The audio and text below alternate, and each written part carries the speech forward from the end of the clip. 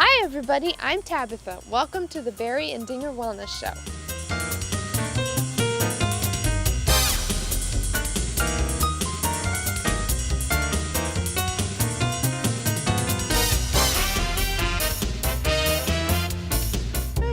So today we have Jay McFall as our guest here at the Organic Garden Center.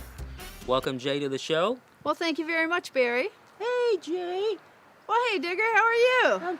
I'm good. Great. So we've got a lot of questions. We know the audience wants to know about organics, why that's important. But first I want to ask, what is organic? What does that mean, actually? That's actually a wonderful question because so many people don't know. Organic gardening actually means that no herbicides or pesticides are used. And a pesticide is something that kills bugs, and a herbicide is something that kills plants. So when you put poison on the plants and on the soil, there's poison in your food. And you don't want to eat poison, right? Exactly. Yeah. Yeah. That's great. Yeah, I mean, like, nobody wants to eat pesticides or poison. But, you know, the thing is that why should we eat organic food in the first place? I mean, why is that as opposed to just eating regular food? Many, many people want to know that answer. Years and years ago, all our food was grown organically. There were no chemicals used. And then about in the 50s, they came up with different kinds of poisons to kill the bugs.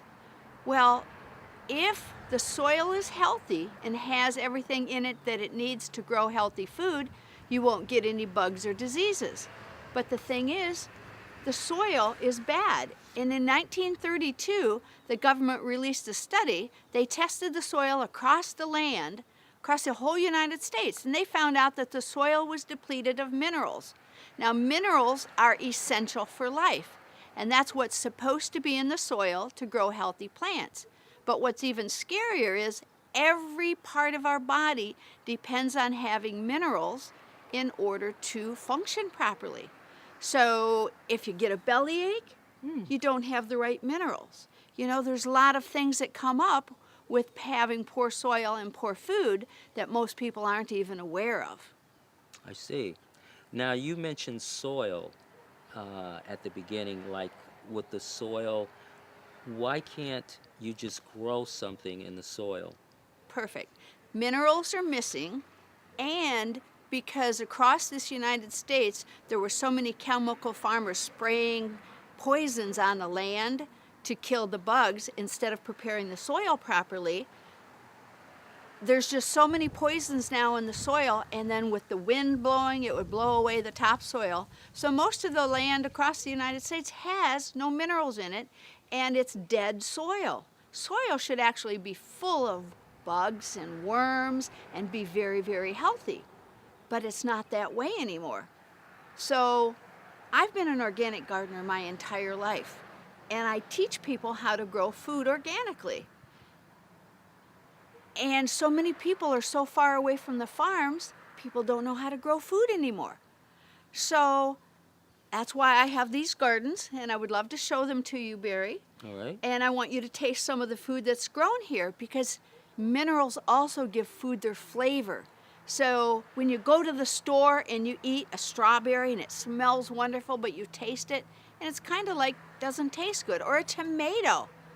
Sometimes they taste like cardboard. That's because they're grown without good soil and without minerals. So that explains, like, with organic. So something can be labeled organic, but it's not grown in soil that doesn't have the minerals. Right, right. Even if something is grown without the pesticides and the herbicides, the poisons, it doesn't mean that there's good soil with all the minerals in it. There's supposed to be 91 minerals in the soil. But if you go to any of the garden centers and you ask for a fertilizer for your garden, it's going to have 3 minerals that are man-made. They're not even from the earth. That's pretty scary. It's not something that a plant would normally want to eat. So the plants aren't healthy. The first thing Mother Nature does when she sees unhealthy plants is sends in the bugs. And then people just spray it with poison. That's not good. So what can people do to get real organic food? Well, the best thing to do is grow your own. And I know a lot of people say, well, I don't have the time, or it's too expensive. Well, the health of us, our health is dependent upon having good food. And have you ever gone into the grocery store and tasted celery? Yes. What's it taste like? It's not good if a lot of it isn't good. There are a lot of it. Celery actually has, from the grocery store, non-organic, there's at least 47 to 67 poisons on it. I can taste it when I taste those. Now, the celery that I grow here is grown organically with 91 minerals into the soil, as well as we have worms and all kinds of other things living in the soil, and it tastes delicious. I want you to try it, okay, Barry? Sure. All right. Go ahead, taste that celery.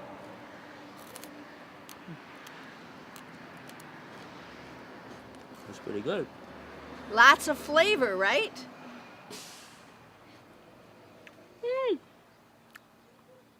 Yeah, he likes it too. Yeah, most people tell me that this is the best tasting celery they've ever eaten. It's grown with minerals, it's grown in very good soil, and look at it, it's beautiful green, and you can use the leaves in soups and salads, and it's great. Now, you teach a course here.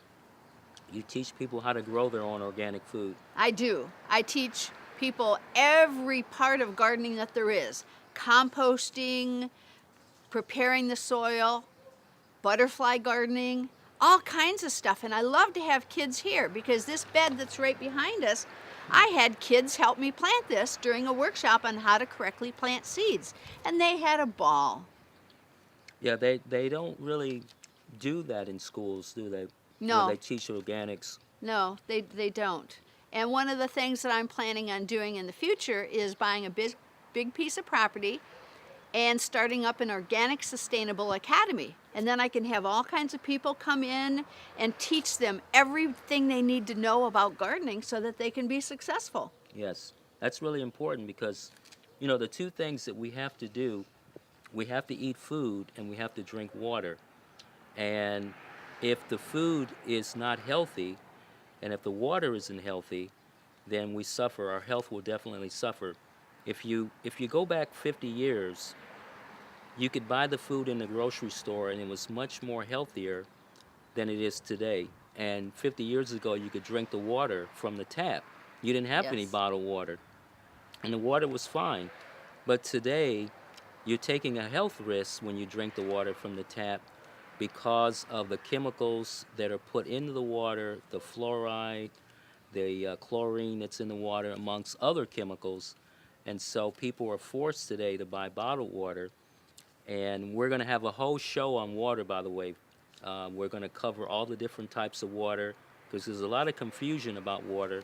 So we decided we'd do a whole show on all the different types, whether it's distilled, bottled water, reverse osmosis, tap water, well water. So we're going to cover all the different types of water so that people understand what they really should be drinking. And I know Dingar is a real strong advocate about water. Yeah, I drink a lot of water. So we're going to cover that. But Jay, I know you have a lot of exciting things going on here as far as classes, seminars that you teach. But Tiffany and I, we're going to take a little bit of a tour around the garden so that we can give people an idea of what it is that you do here. So just stay tuned. We're gonna take a little bit of a tour.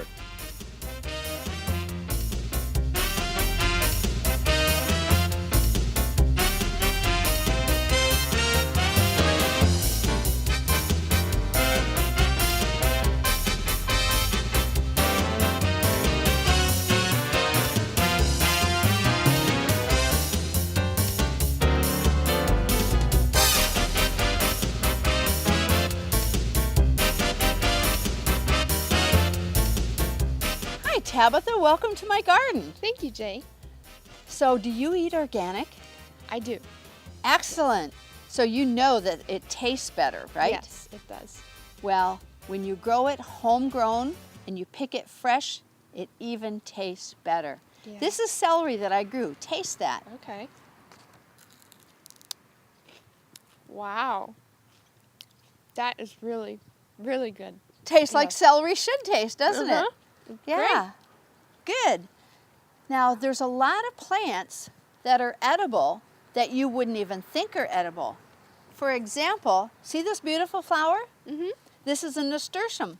It's an edible flower. It's beautiful on salads, and it tastes great. Go ahead, taste that. Wow. The leaf? Yeah, the flower. Mmm. It's great. Good. Wow. Yeah, the leaves as well as the flowers are edible on that. Now, I want to show you my cabbage that I'm growing. Can you see that? That's beautiful. Yeah. Very, very pretty. And the thing I love most is that it's beautiful, but it's full of nutrients to help my body be healthy. Yes. Well, now I want to let you know what's actually in the food that you're eating, because many of the foods in the grocery store aren't as safe as we think they should be. You know, we go to the grocery store and we think we're making healthy decisions for our family, but you can go on the internet and find this list. It's called the Dirty Dozen, or you can go to my website, which is organiclivingforall.com, and get this list. So the 12 most toxic things to eat in the grocery store. This is quite scary, but I want you to pay attention. Apples is number 1.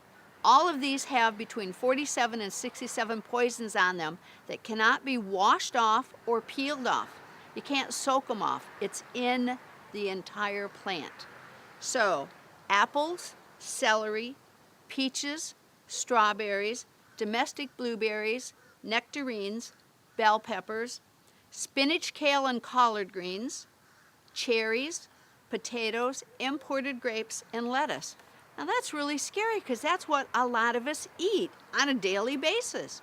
So those are the things, that's pretty scary, isn't it, Digger? That's very scary. So those are the things that you should buy organic or grow them yourself.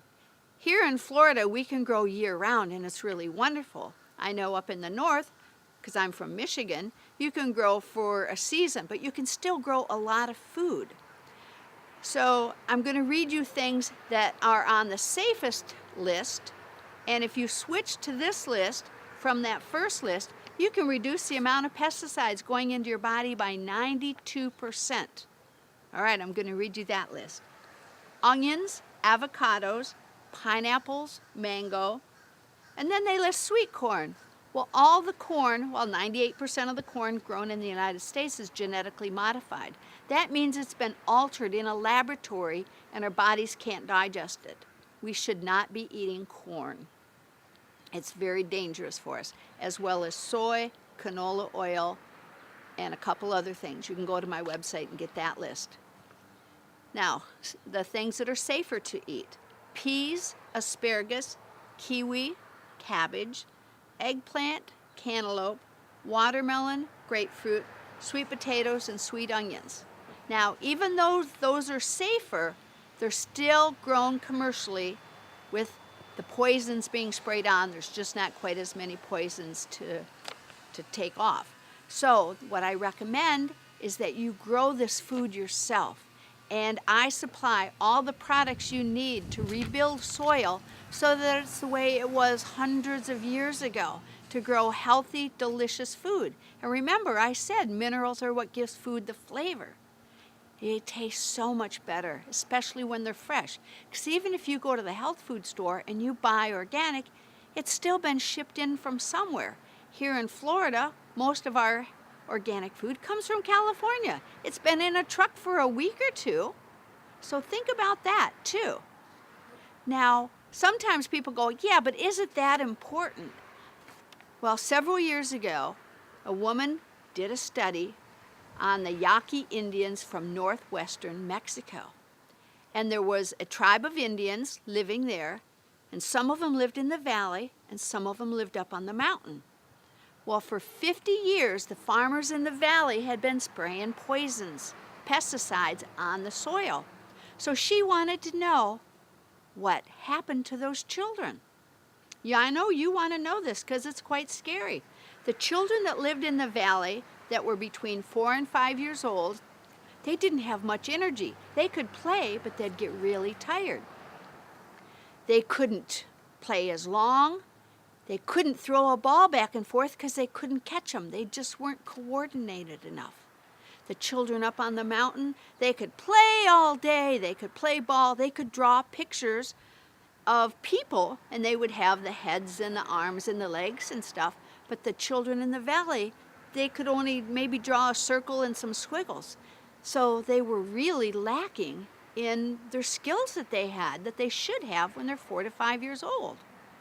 Then she went back 2 years later and studied them again. The children in the valley, they still couldn't remember like colors. And she would play a game and say, at the end of the game, everybody would get a balloon. The children in the valley couldn't remember the balloon. They couldn't remember colors. Whereas the children up on the mountain, they could play the game, and at the end, they'd remember that they got to have a balloon, and they could remember the colors. So it is really important. So those parents out there, if your children are having problems in school, I really, really would like you to do a test. Take your child's favorite food that was on the Dirty Dozen and switch it for a month to organics and see if you don't notice a difference. I think you will. That is great information, Jay. Thank you, Barry. Yeah, that's great. I didn't know that either. It's scary, isn't it, Digger? Yes, it's very scary. And it affects the animals, too. Yeah. Yeah. Yeah, I didn't know that either. Yeah. Wow. So that's great information. Jay, we got to have you back on the show again. I would love to. You know, but let's tell people your website. How can they get in touch with you if they want to get in touch with you? All right, my website is organiclivingforall.com, and that's spelled out Forall. And you can email me at jai at organiclivingforall.com. Great. Now, I know you're going to take us on a little bit of a tour Yes, I of your will. garden here, which is fantastic. So we're going to do that next. And I want to invite everybody who's in this area, or if you're coming down to Florida, to come visit me at 601 Patricia Avenue in Dunedin, Florida, 34698. Thank you for watching us.